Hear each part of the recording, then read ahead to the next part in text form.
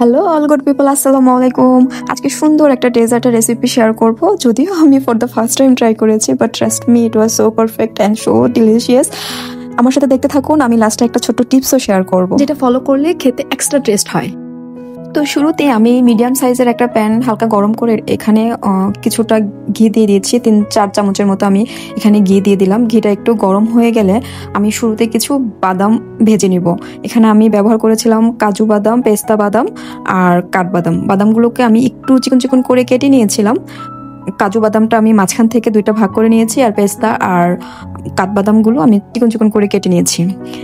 এই বাদামগুলো ভাজার সময় এত সুন্দর একটা ফ্লেভার আসে, আমি মিথ্যা বলবো না। আমি যখন তুলেছিলাম আমি 2-3টা খেয়ে ফেলেছিলাম, একদম মচমচে হয়েছিল, এত টেস্টি। এই তো আমাদের ভাজা বাদামগুলো দেখতে এরকম হয়েছিল। এখন আমি দেখিয়ে দিব আমাদের কি কি লাগবে। বেসিক্যালি আমাদের লাচ্ছা সেমাই লাগবে, কনডেন্স মিল্ক লাগবে, ডানো ক্রিম লাগবে, ঘি তো লাগছে, সুগার লাগবে, সাথে হলো গুঁড়া দুধ লাগবে, কর্নফ্লাওয়ার আছে, হলো কাস্টার্ড পাউডার, আর কি লাগবে, আর লাগবে তো লিকুইড মিল্ক, আর বাদাম তো দেখিয়ে দিলাম। এখন সেই একই প্যানে আমি আর কিছুটা ঘি অ্যাড করে আমি সেমাইটাকে ভেজে নিব। সুন্দর একটা ফ্লেভারের জন্য আমি এখানে একটা এলাচ আর এক টুকরা দারচিনি দিয়ে দিচ্ছি। তারপরে তেলের সাথে এটা একটু ভালো করে ভেজে আমি সেমাইগুলো দিয়ে একটু সময় নিয়ে আস্তে আস্তে করে সেমাইগুলো ভেজে নেব। হালকা হাতে একটু নেড়ে আমি এর মধ্যে অ্যাড করে দিব গুঁড়া দুধ আর চিনিটা। এই সেমাই ভাজার কাজটা করার সময় চুলাটা একটু কমায় রাখতে হবে, আদারওয়াইজ সেমাইটা পুড়ে যাবে। চিনি, গুঁড়া দুধ আর লাচ্ছা সেমাইটা আমি খুব ভালোভাবে মিশিয়ে নিচ্ছি। কেউ টেনশন করবেন না, কারণ চিনি গলে পানি হয়ে যাবে না। এটা সেমাইয়ের সাথে মিশে এটা মুচমুচে হবে, এটা গলবে না। আমি অলমোস্ট 20 থেকে 25 মিনিটের মতো ভাজাভাজি করেছি। এই পর্যায়ে এরকম এসেছে কালারটা।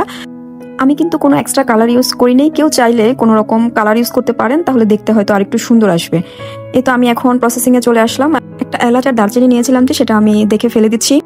60 to 70% মতো সেমাই আমি 2টা বক্সে একটা সুন্দরভাবে লেয়ার করে নিয়েছি, যে লেয়ারগুলো দেখতে এরকম হয়েছিল। আর 30 to 40% মতো আমি প্যানে রেখে দিয়েছি উপরে লেয়ার করার জন্য। এখন আমি সেমাইয়ের মাঝখানে লেয়ারটা বানিয়ে নেব। লিকুইড মিল্কের সাথে দিয়ে দিলাম কর্নফ্লাওয়ার, দিয়ে দিচ্ছি হলো কাস্টার্ড পাউডার, ডানো ক্রিম দিয়ে দিচ্ছি 1/3 মতো। তারপরে আমি দিয়ে দিলাম কর্নফ্লেক্স মিল্ক। কর্নফ্লেক্স মিল্কটা দিতে হবে চিনির স্বাদের ওপর, বিকজ কর্নফ্লেক্স মিল্কটা একটা মিষ্টি থাকে। এটাকে আমি খুব ভালোভাবে মিশাই নিব। এটা একটু সময় নিয়ে মিশাইতে হবে, মিশতে অনেকগুলো জিনিস একসাথে, তো তাই মিশতে একটু সময় লাগবে। অল্প একটু লবণ দিয়ে দিব, এটা একদমই অপশনাল, না দিলেও হবে। তারপর আমি একটু টেস্ট করে দেখলাম যে এটা একটু মনে হয় সুগার কম হয়েছে, তো আমি আর একটু কর্নফ্লেক্স মিল্ক দিয়ে দিলাম। দিয়ে আমি এটাকে চুলার উপরে বসিয়ে দিলাম। এটাকে অনবরত নাড়তে হবে মিডিয়াম আছে, আদারওয়াইজ বেশি ঘন হয়ে যাবে।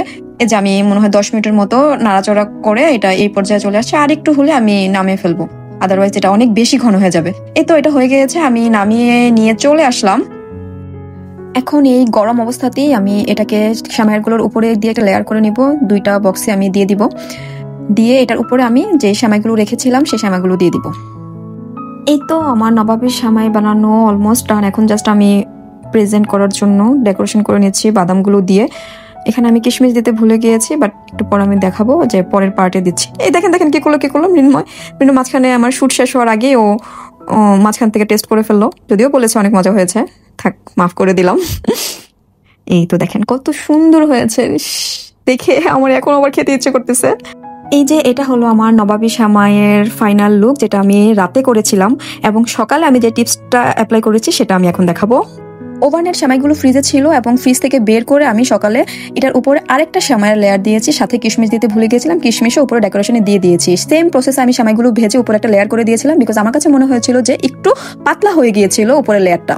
এখন আমি যে টিপসটা দিব সেটা হলো যে এক্সট্রা ভেজে রাখা সেমাই, যেটার ভিতরে কোনো রকম ক্রিম নাই, সেটা কিন্তু আপনি ফ্রিজে 1 মাসের মতো রেখে দিতে পারবেন। একদম ক্রিসপিনেস কমবে না, সবসময় মুচমুচে থাকবে। যেটা নবাবী সেমাই, এই ক্রিমের কারণে একটু মুচমুচেটা কমে যায়। তো আপনি যখনই খাবেন ওই এক্সট্রা সেমাইটা উপরে একটু দিয়ে যখন খাবেন, তখন আপনার প্রত্যেকবারই প্রথমবারের মতো ক্রিসপিনেসটা পাবেন। এটাই ছিল আমার আজকের মতো টিপস, and thank you for watching my video.